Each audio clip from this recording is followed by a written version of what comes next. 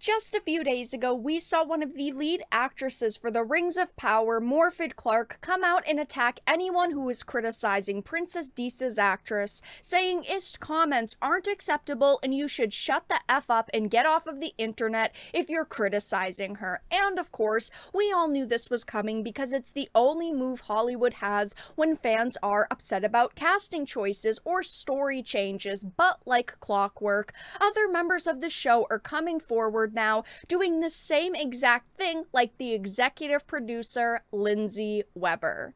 I have a few things to show off, but before we get into the topic at hand, if you enjoy the content that I create, please make sure to subscribe to the channel and hit the notification bell. Follow me on social media like Twitter or mine so that you can see when my content is posted. And of course, if you do really enjoy the videos and the live streams that I create, please consider becoming a Dark Titan via Patreon for just $1 a month, or support the channel via YouTube memberships. All of the links are in the description, and of course, I do really appreciate all of the support. So I wanted to start with this article titled, Predictably, The Lord of the Rings of Power's executive producer calls critics ists.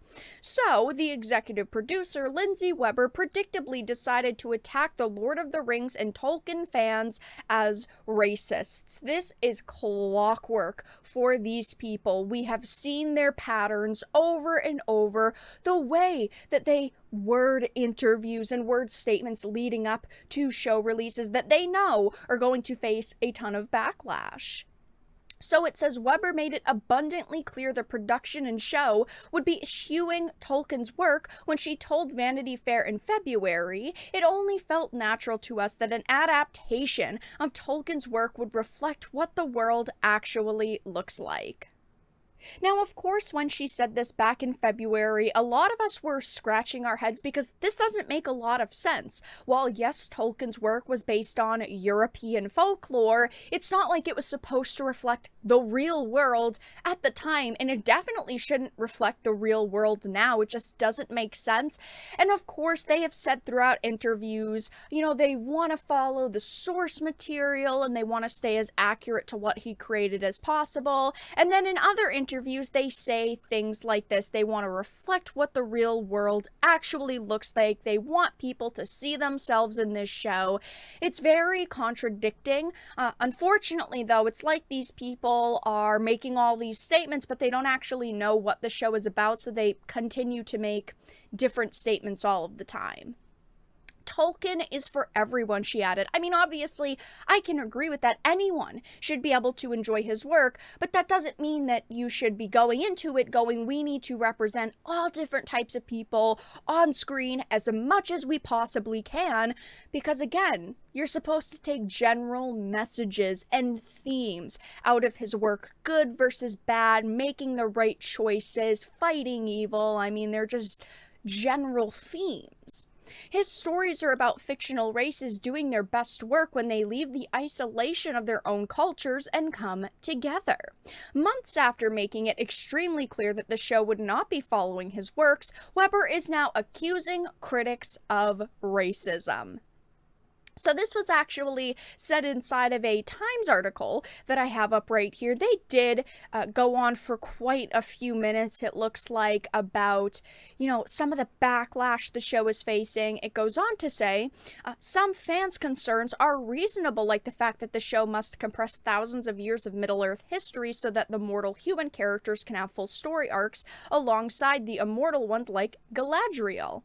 Others who came to the story by way of the movies treat any deviation like featuring elves with short hair when Jackson's sported flowing locks are sacrilege. Of course people are rather upset with these changes because in the books, in the source material, we got clear descriptions of what these characters and what these races are supposed to look like. So of course, when you're deviating from that material, people are going to be upset. I of course think that the short-haired elven look does look cheesy. It doesn't look great. It doesn't look Tolkien. That's the problem that I have with it, and that's the problem that most of these fans have with it.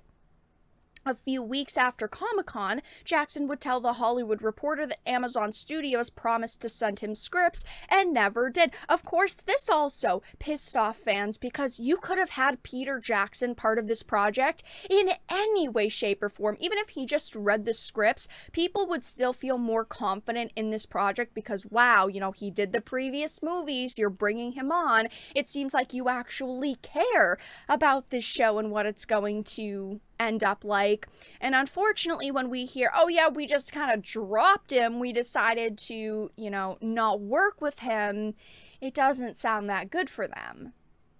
It says, then there are the real-life trolls who take issue with the fact that Cordova, a black Puerto Rican man, is playing an elf and that a young Galadriel doesn't appear feminine because she wears armor. I definitely think that this character, or any character for that matter, could wear armor and still be feminine, but the problem is that we're seeing all of these clips, all of this promotional material, and in none of them does she appear like the Galadriel that is, of course, described in the book and also, you know, seen in the other movies. I do think that the actress they picked, Morfydd Clark, does look pretty good for the part. I definitely agree that she could play a pretty good Galadriel, but looks aren't everything. The writing, the way that she portrays the character, of course, is very important. And right now, after seeing all of these teasers, it's not looking too good.